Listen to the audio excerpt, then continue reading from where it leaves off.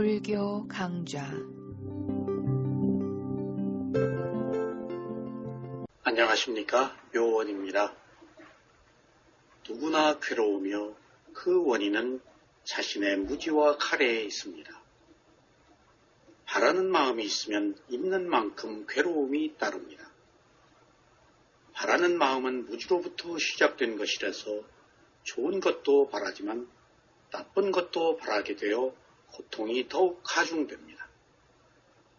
바라는 마음이나 바라는 마음으로 인해서 생긴 괴로움은 해결될 성질의 것이 아니고 단지 알아차릴 대상입니다.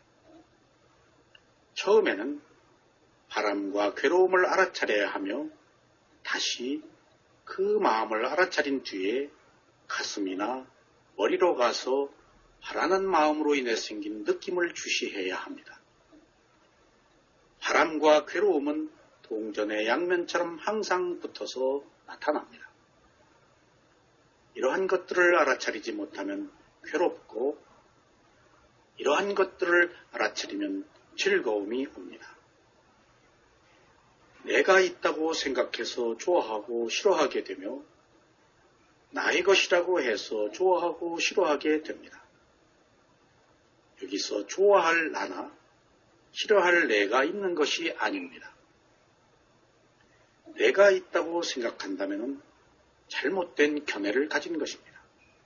좋아하고 싫어하는 것은 단지 느낌일 뿐이며 감각기관이 느끼는 것이지 나의 느낌은 결코 아닙니다.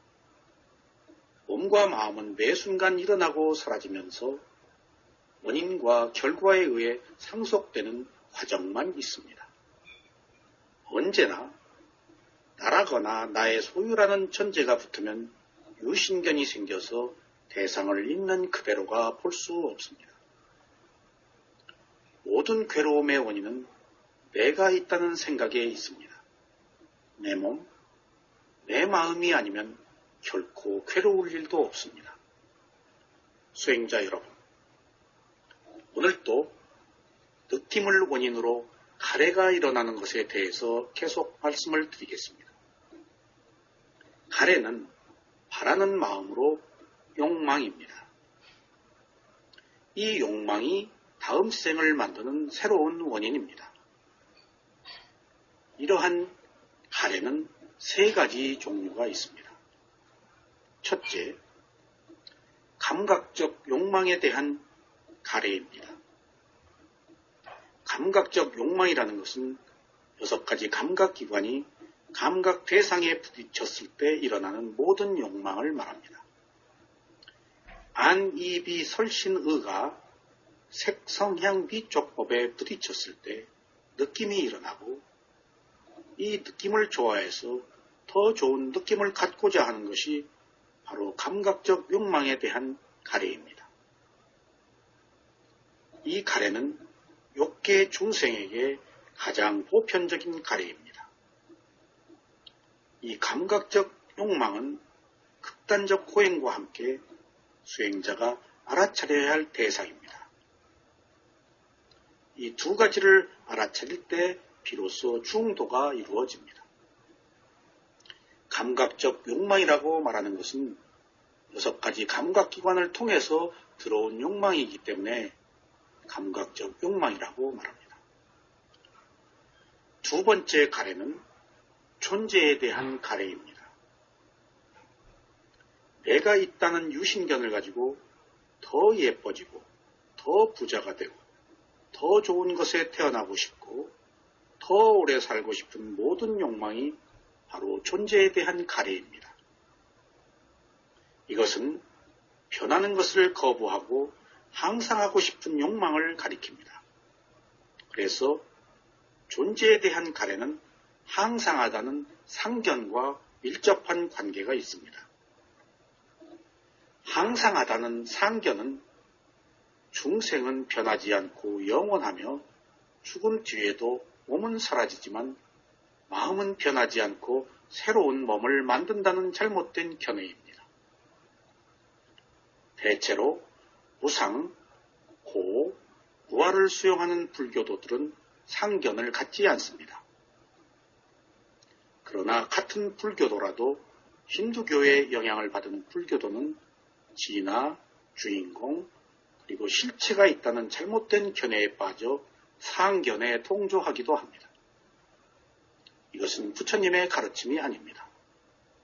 특히 초자연적인 존재의 힘을 믿는 신앙을 가진 사람들도 이 상견을 수용합니다. 만약에 이 상견이 사실이라면 부처님의 모든 가르침은 허구에 빠집니다. 그리고 윤회를 끝내는 해탈도 결코 있을 수가 없습니다. 그렇습니다. 모든 것이 변한다는 무상과 변하지 않고 항상하다는 견해는 지혜로 분별되는 것이라서 토론의 대상이 될 수가 없습니다.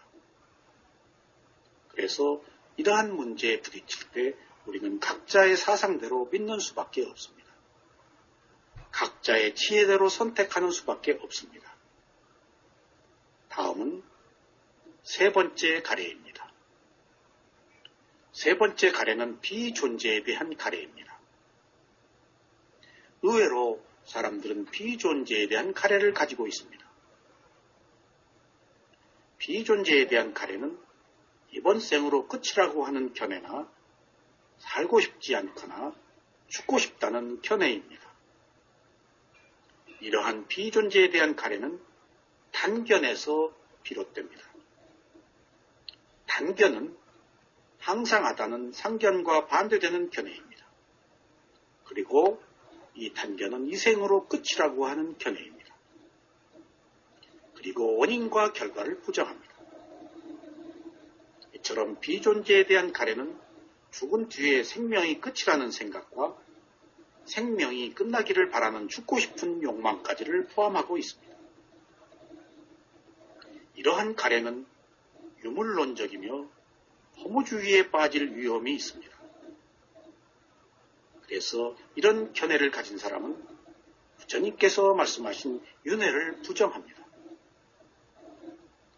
물론 이러한 상견과 단견은 모두 잘못된 견해입니다.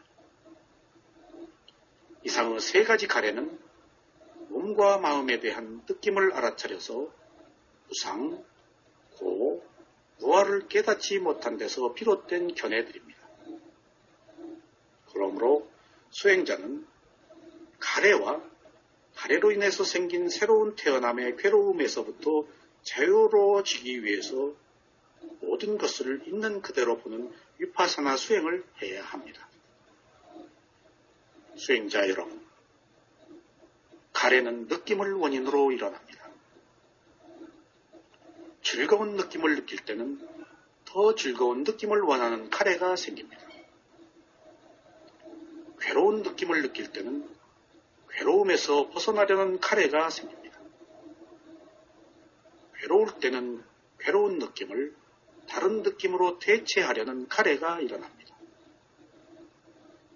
덤덤한 느낌도 고유한 성질을 가지고 있지만 이것 역시 가래의 대상입니다. 바로 가래가 있어서 윤회하기 때문에 31개의 세계에 사는 모든 생명은 모두 가래를 가지고 있습니다. 천인은 천상에서 감각적 욕망을 가지고 살면서도 그것에 만족하지 못하여 가래를 가지고 삽니다. 욕계천상의 생명도 마찬가지입니다. 그리고 사람도 마찬가지입니다. 가난한 사람들도 능력껏 감각적 쾌락을 추구합니다. 가난한 사람들은 가난하기 때문에 채울 수 있는 욕구에 한계가 있습니다. 그래서 자조하거나 때로는 분발하기도 합니다. 부자들도 감각적 욕망을 똑같이 가지고 있습니다. 돈, 지위, 명예, 사랑 등등 가진 자가 더 욕망을 채우려고 노력합니다. 이때 감각적 욕망이 발전적인 쪽으로만 작용하지는 않습니다. 없을 때 억눌린 감정이 있으면 다른 쪽으로 폭발하여 과소비를 하거나 탈선을 하기도 합니다. 이것도 또 다른 쪽의 감각적 쾌락을 추구하는 것입니다. 그렇습니다. 인간의 가래는 좋은 것을 선택하는 가래도 있고 좋지 않은 것을 선택하는 가래도 똑같이 있습니다. 다음에 지옥, 축생, 악귀, 아수라의 생명들도 무지로 인한 감각적 욕망이 있기는 마찬가지입니다. 천인들은 좋은 쪽의 감각적 욕망을 추구하지만 지옥, 축생, 악귀, 아수라의 사악도의 생명들은 여전히 좋지 않은 쪽의 감각적 욕망을 추구합니다. 죄를 지은 사람들이 죄의 형벌을 받으면서 다른 범죄를 공모하는 것이 바로 그것입니다. 이토록 윤회하는 세계에 사는 모든 생명은 느낌을 원인으로 가래를 일으켜서 끝없는 태어남을 갖습니다. 그 태어남이 천상의 태어남이라고 할지라도 괴로움을 겪는 것은 마찬가지입니다. 천상은 행복의 모류함이 오히려 괴로움으로 작용할 수도 있습니다. 그리고 천상의 행복이 영원히 계속되는 것은 아닙니다. 천상의 수명이 다하면 다음 생에 어디로 떨어져서 또 끝없는 고통을 겪어야 될지 누구도 알 수가 없습니다. 천상의 행복도 완전한 지혜가 있는 행복이 아니기 때문에 역시 괴로움으로부터 자유로울 수는 없습니다. 수행자 여러분, 가래가 있는 한 태어남이 있고 태어남이 있는 한 번뇌가 계속됩니다. 번뇌가 있는 한 마음으로부터 벗어날 수가 없습니다. 번뇌가 있는 한 괴로움으로부터 완전히 벗어나기가 어렵습니다. 번뇌를 또 다른 말로 하면 더러움, 오염이라고 합니다. 이러한 번뇌는 10가지가 있습니다. 탐욕, 성냄, 어리석음, 자만, 사견, 의심, 혼침, 들뜸, 양심 없음, 수치심 없음입니다. 이토록 번뇌의 종류는 다양합니다. 바로 이러한 번뇌가 가래를 가지고 사는 생명들의 공통적인 유산입니다. 지금까지 우리는 가래가 3가지 종류가 있다는 것을 알았습니다. 그리고 이 가래가 번뇌라는 사실도 알았습니다. 그렇다고 한다면 이 번뇌로부터 자유로워질 수 있는 길은 과연 무엇일까요? 수행자 여러분, 누구나 선한 마음과 선하지 못한 마음을 함께 가지고 있는 것처럼 즐거움과 괴로움을 함께 가지고 있습니다. 그러나 즐거움에 취하면 괴로움이 있는 것을 모릅니다. 괴로움을 모르면 즐거움을 집착하여 더 큰 괴로움에 빠집니다. 누구나 더 나은 즐거움을 찾지만 자신이 만족할 만한 즐거움이란 없습니다. 그래서 즐거움이 바로 괴로움인 것입니다. 이처럼 즐거움이 괴로움이라는 것을 알면 즐거움을 탐내지 않게 됩니다. 즐거움이란 항상 감각적 쾌락으로 발전할 위험을 안고 있습니다. 그래서 즐거움과 괴로움은 모두 알아차릴 대상입니다. 즐거움을 알아차리지 못하면 괴로움이고 괴로움을 알아차리면 번뇌가 사라진 청정한 즐거움을 얻습니다. 우리가 들뜨고 흥분하면 무슨 일을 어떻게 해야 할지 모릅니다. 이때는 이것 자체를 있는 그대로 알아차려야 합니다. 의심한다는 것은 대상을 알려고 하지 않고 주저하는 것이며 마음이 명확하지 않은 상태에 있는 것을 말합니다.